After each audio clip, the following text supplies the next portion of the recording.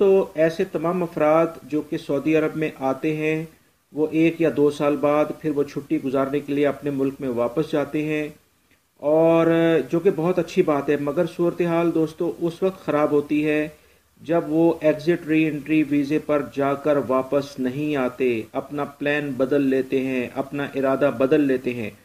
जो कि उनके कुछ घरेलू मजबूरियों की वजह से भी होता है, या कुछ लोग दूसरे लोगों की बातों में आ जाते हैं जो कि उनको एडवाइस करते हैं कि यार इस जॉब को छोड़ के किसी और जॉब पर आ जाना, इस जॉब को छोड़ दो, अगर कंपनी का वीज़ा है तो कंपनी का नुकसान होगा, आपको कोई फ़ायदा नहीं, आप दूसरे वीज़े पे आ जाना या दूसरा वीज़ा परचेज़ करके आ जाना।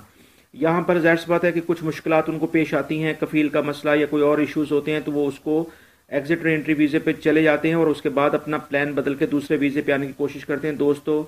ऐसे तमाम अफराद के लिए एक बहुत ही बुरी खबर है कि अब वो अगर कोई भी बंदा एग्ज़िट री एंट्री वीज़े पे सऊदी अरब से जाएगा तो उसके ऊपर 3 साल की पाबंदी लगा दी गई है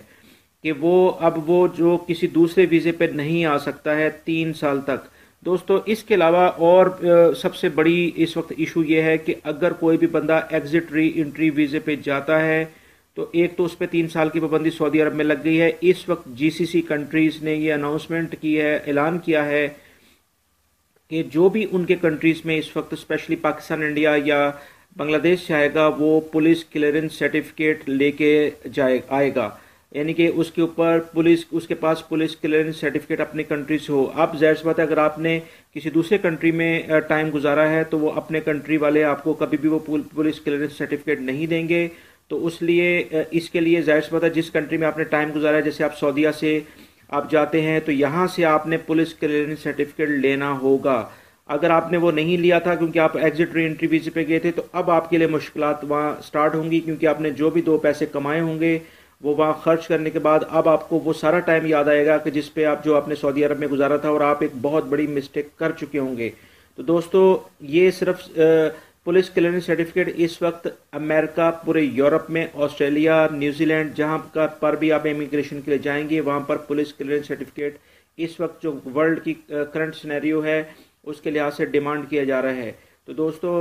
एक बात याद रखें, आप अगर जाते हैं किसी भी कंट्री से आपका जाने का आपका पूरा हक है, बट प्रॉपर एग्ज़िट लगवा कर जाएं। एग्ज़िट री एंट्री वीज़े पे इस तरह से जाकर वहाँ पर जाके इरादा बदल लेना और आना नहीं, वापस नहीं आना, ये आपको बहुत ज़्यादा प्रॉब्लम फेस करेंगे। उम्मीद करता हूँ कि ये इन्फॉर्मेशन जो आपको मैंने शेयर की है ये आपके काम आएगी। अपने कोई भी डिसीजन लेते वक्त आप बेहतर फैसला करेंगे। और मेरे चैनल सिरात मुस्तकीम को सब्सक्राइब करें और दूसरे दोस्तों को भी इस वीडियो को शेयर करें।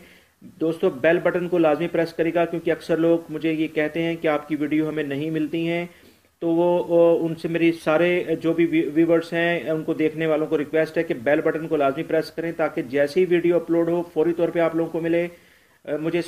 फेसबुक और ट्विटर पे भी फॉलो कर सकते हैं जिसका लिंक डिस्क्रिप्शन में मौजूद है। वीडियो देखने का बहुत बहुत शुक्रिया। अपना बहुत सारा ख्याल रखिएगा। अस्सलामु अलैकुम।